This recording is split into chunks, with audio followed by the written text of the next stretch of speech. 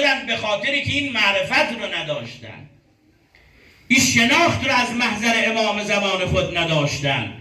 پس این وظیفه اول ما در دوره غیبت است که تلاش کنیم معرفت امام زمان رو بشناسیم. این دومش من بگویم، شما انشاءالله همراهی بفرمایید. دومین وظیفه ما در دوران غیبت تمسک به حبل ولایت است.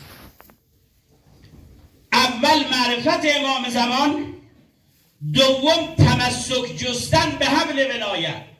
ما وظیفه داریم به حبل قرآن متمسک بشویم، به نص قرآن، واعتصموا بحبل الله جمیعا ولا تفرقوا. به حبل قرآن متمسک شوید تا تفرقه و نفاق و شقاق و بدبینی و دویت در میان شما رخنه نکنه. چرا میگم تمسک به حبل ولایت؟ اینا را بافت بدید با هم دیگه. من زحمت کشیدم، مطالعه کردم عزیزان من، چون در روایت نبوی قرآن و اهل بیت عدل همدیگه خوانده شده، پس استنباط میکنیم همون رقمی که به عدل اهل بیت باید متمسک شویم، به خود اهل بیت هم باید متمسک باشیم. در کدام روایت اهل بیت عدل قرآن خوانده شده؟ اون جایی که پیغمبر فرمود انی تارکن فیکم الثقلین کتاب الله و عترتی، اینجا رسول خدا قرآن رو عدل اهل بیت قرار داد، مثل اهل بیت قرار داد. لن یفترقا حتی یردا علی الحوض، فرمود اینا از همدیگه جدا نمیشه. یعنی کسی اگر بگویه من اهل بیت قبول دارم قرآن قبول ندارم، سر از غالیگری در میاره.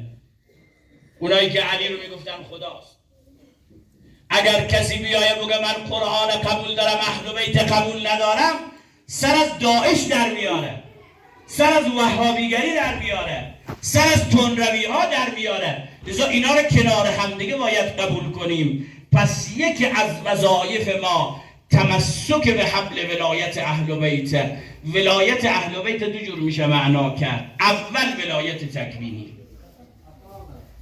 ولایت تکوینی رو میدونید چیه؟ یعنی باور داشته باشیم به عصمت اونها، باور داشته باشیم به علم لدنی آنها، باور داشته باشیم به کرامت و معجزه آنها.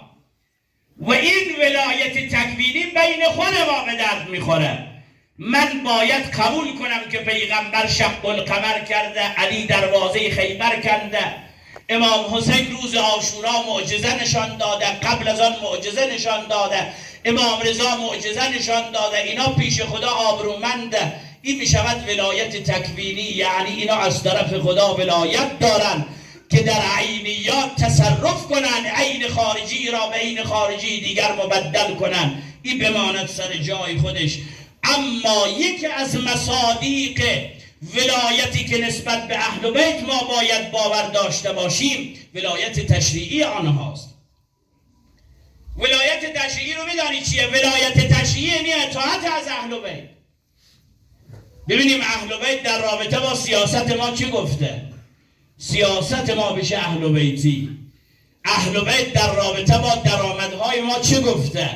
اقتصاد ما بشود دینی و اسلامی و اهل بیتی. اهل بیت در رابطه با خانواده ها چی گفته؟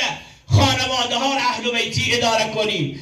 اهل بیت در رابطه با اجتماع و مردمداری چه دستور داده؟ اجتماع خود را اهل بیتی اداره کنیم.